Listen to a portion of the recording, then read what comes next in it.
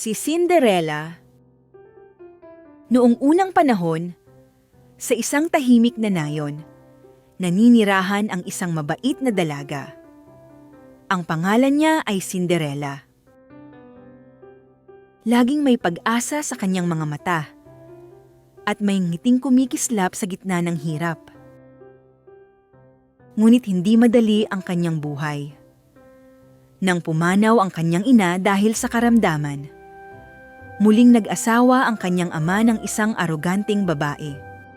Ang kanyang madrasta ay may 2 anak na babae na labis na naiinggit kay Cinderella dahil sa kanyang ganda at kabutihan. Higit pa roon, ang madrasta niya ay malupit. Pinapagawa niya kay Cinderella ang lahat ng gawaing bahay.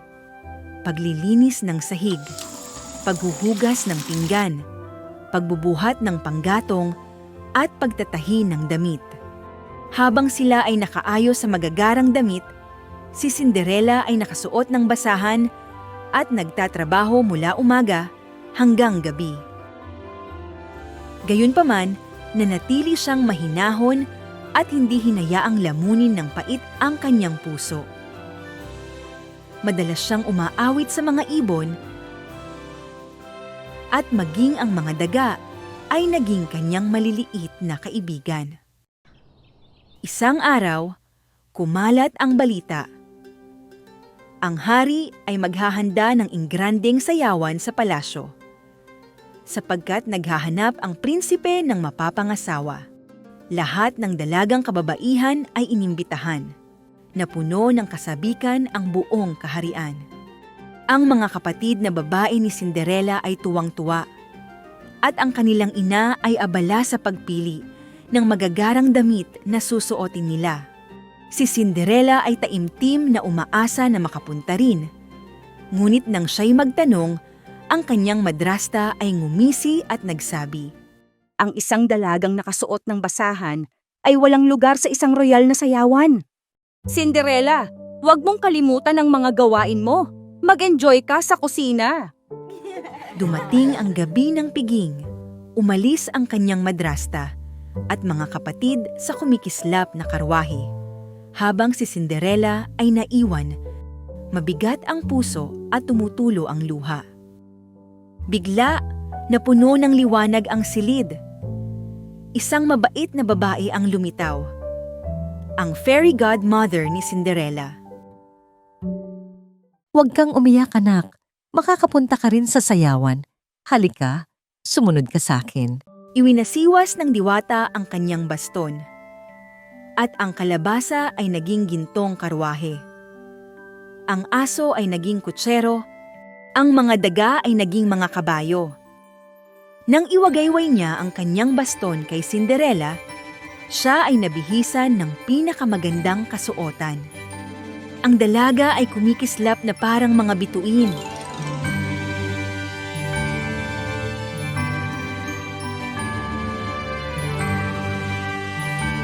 At ang kanyang mga paa ay nabalot ng kristal na sapatos. Ngunit babala ng diwata. Hanggang hating gabi lamang tatagal ang hiwaga. Pagkatapos nito, babalik ang lahat sa dati. Nangako si Cinderella na magiging maingat at umalis patungong palasyo. Pagpasok niya sa ingrandeng bulwagan, napahinto ang lahat. Ang lahat ng mata ay nakatingin sa kanya. Walang nakakakilala sa dalagang nakasuot ng kumikislap na bestida. Naakit ang prinsipe.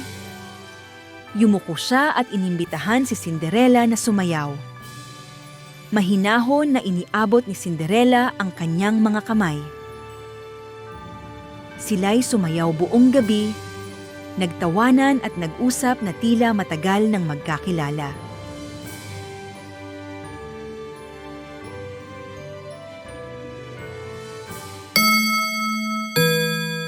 Ngunit nang tumunog ang orasan sa hating gabi, naalala ni Cinderella ang babala at mabilis siyang tumakbo palabas ng palasyo. Sa kanyang pagmamadali ay naiwan ang isang kristal na sapatos. Ang kanyang kasuotan ay nagbalik sa basahan.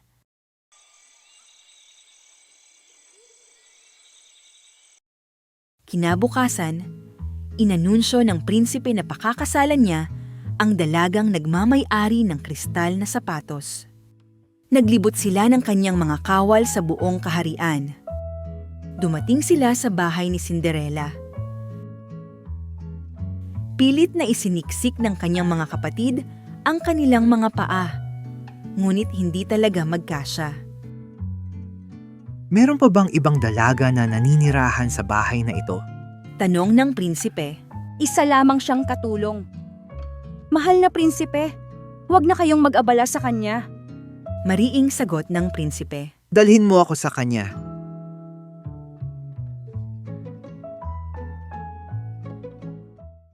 Nagulat si Cinderella nang makita ang prinsipe. At ang prinsipe, pilit na pinapasuot kay Cinderella ang kristal na sapatos. Nang isuot niya ang sapatos, ito ay perpekto. Sa sandaling iyon, ang mga basahan ni Cinderella ay muling naging kumikislap na bestida.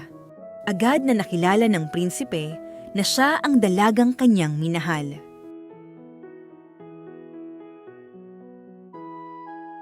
Isinama ng prinsipe si Cinderella. Ang kanyang mga kapatid at madrasta ay nagpakumbaba. Humingi sila ng tawad kay Cinderella. At buong puso silang pinatawad ni Cinderella. Hinawakan ng prinsipe ang kamay ni Cinderella at di nagtagal ay ikinasal sila sa isang marangyang pagdiriwang. Mula noon, namuhay si Cinderella ng masaya sa palasyo. Ngunit hindi niya kinalimutan ang kanyang kabutihan at pinagmulan. Naging inspirasyon siya sa marami dahil lagi siyang nagpapakita ng pagmamahal at malasakit sa lahat.